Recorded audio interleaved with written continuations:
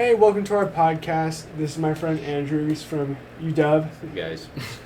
biochemistry major. You know, Just here to offer my opinions, out here for your opinions. I guess. Yeah. Anyways, welcome to our podcast again. This is we're gonna be talking about the Wendigo and the idea of the Wendigo's footprints, which we went over in class, but I felt was important enough to where I wanted to do our project on it. I felt like it was a really interesting topic and honestly really relatable to most people, but especially us as college students. Mm-hmm. So I felt like Yeah. this was a good topic to go for my major project. So before we go, I think it's important for people who may not have been to the class to know what the Wendigo is and what it means.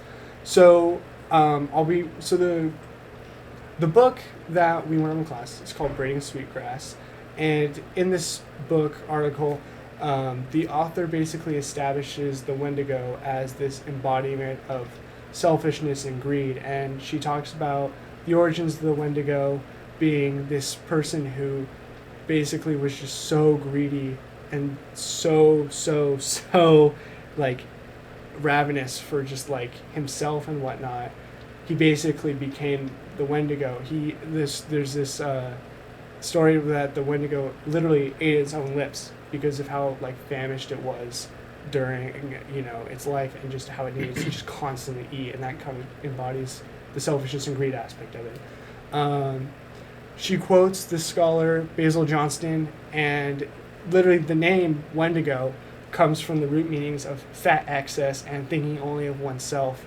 And like I said, the writer Steve Pitt also says that the Wendigo was a human whose selfishness overpowered their self-control to the point that satisfaction was no longer possible. And that goes into the eating the lips part. I mean, it's literally eating itself. I mean, guys, come on. I mean, seriously. Let's talk about the Wendigo's footprint. So the Wendigo's footprint is this idea, I mean, if you think about it philosophically, what does the selfishness and greed leave behind? What does the Wendigo leave behind? One of the examples that Kimmerer used in her book, forgive me, I'm going to butcher this name, it's Ondigo Lake, I believe. Sounds about right? Yeah. Sounds about right, yeah? Better than I could do. Yeah. Ondigo Lake, and it's a story of back, I think it was around the 40s, maybe a little earlier. This company came in and wanted to export manufacture. They had a whole industry there, and they were so greedy for the profits and all this other stuff they were getting out of it, they didn't think about what they were leaving behind, i.e. the footprints. These footprints were the toxic waste and sludge that comes from industrial manufacturing that basically polluted the lake, and this lake was no longer usable. I mean, the example of the fish weren't even safe to eat. People couldn't get food from the lake because of how polluted it was. It was definitely polluted in the 40s. It would not shock me if it still doesn't have any adverse effects now. I mean, talk about Flint, Michigan, and the water. I mean, they're still dealing with water. So, I mean, you talk about toxic chemicals in the lake. I mean, that is years, decades, centuries of just pollutants that they left behind. And that's the idea of the Wendigo's footprint.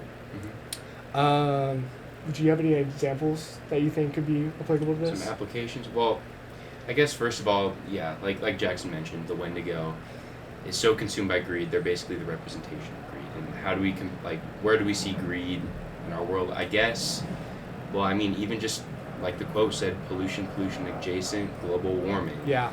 I mean, our generation has the effects of global warming just dumped on our plate from the start. And this really comes from, I guess, partially from ignorance of not knowing really what global warming is several decades ago. But there certainly was knowledge of it to a certain extent.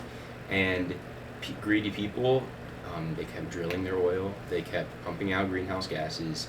And because it filled their pockets, and that's awfully greedy. I mean, yeah. And their greed, the footprints of their greed are having effects on our lives, our kids' lives. Do you have anything on No, that? yeah, and I think that greediness really transfers. I mean, I think we were talking about earlier. We talked about it was like a virus, and how it spreads and just goes to everybody. Yeah, The author also thought this too. The author was talking about how so many have been bitten.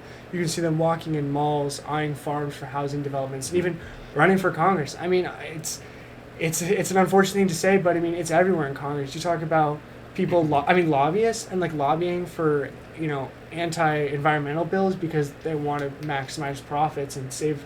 I mean, even honestly, sometimes it's not even about saving millions of dollars. It's about saving $5. I mean, like seriously, like it's not worth $5 to save the world. And it's, we talked about how global warming is not our problem. I mean, it really is, because it's kind of been ignored for, who knows how long it's been ignored. Well, it's easy to ignore when you're not going to have to deal with the side effects. No, when you're for just sure. benefiting off being greedy, it's easy to continue being greedy. Yeah. Which is kind of like the Wendigo being consumed by greed, because, like, why not be greedy if it's not really hurting you? No, for sure. I mean, like you said, like in the 80s, when global warming really became one of the forefront, like people began discovering like the ozone was being affected, people didn't really care. I mean, it was fun. This is actually funny because in my chem class, we do researches or assignments on different scientists. And this scientist named Dr. Mario Molina did CFC research into hairsprays. And what he found is these CFCs, which are chemical components in the hairsprays that people were using, were actually responsible for a big hole in the ozone that was above the Arctic. And he presented this research, and people just thought he was crazy. They're like, no way, this isn't true. And they didn't want to believe it because they're like, I want to keep selling these hairsprays. I want to keep manufacturing. And this whole article is about, like, advocating for what people believe in and what the research is. And we were talking about, people ignored it in the 80s. And now it's really us as a generation. I mean, college students especially, because we're about to go out and inherit this world. Like, we have to live in this world for, the next easily 50 years. This is our problem that we now have to inherit. And it's really important that we as a generation do everything we can to figure it out. And, the idea of the Wendigo's footprint, the greediness of, the past generation. Not even the past generations, but just like the greediness of people putting out those greenhouse gases and not thinking about, hey, 30 years down the road, the environment could be screwed. It's just that kind of idea. Yeah. Do you have any other examples you can think of, just really quick before we? Yeah, actually, this last summer, program through UW, I got to go to the UK and study safety net hospitals and universal healthcare and compare sort of their system to our system. And upon coming back, I really came to the realization that the way we do things, there's a lot of greed involved. Really, looking at insurance in particular, insurance is there to help us at first glance, right? However, not only do you have to purchase your insurance, which is expensive, but you also, when you receive care, or let's say you break your leg or something, and you go in and you need to pay for some medicine. There's co-pays on this medicine, while the insurance covers it, you still have to pay. And it's like, is the thing that's protecting you really protecting you if it's putting you in a financial hole? No, for sure. And, you have the financial hole, and then you have the other people who just won't go to the hospital because they can't pay for it, and then they die. That's another great example. That's more of, what affects everybody, but it's so true. It's really unfortunate. It's kind of absurd, really, if you think about it, because insurance companies have so much money, so it wouldn't hurt them all that much to just lower the cost a little bit, because ultimately people dying, that's horrible. And does a little bit more money in your pocket really mean the cost of a life? I don't think so. No, and it really shouldn't. That's pretty consumed by greed. No, and that's a great example. That's a really good. Yeah, that's a Wendigo for sure. Yeah. It's a good example.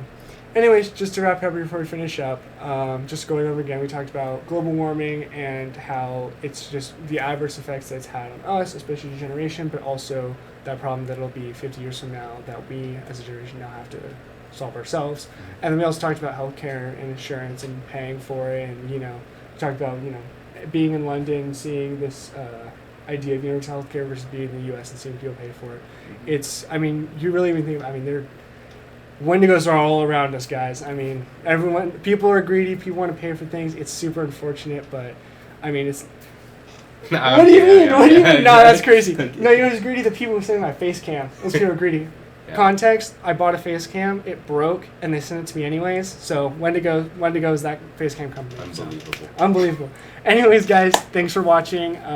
Maybe more episodes in the future. We'll see. Yeah. Thanks, guys. Yeah.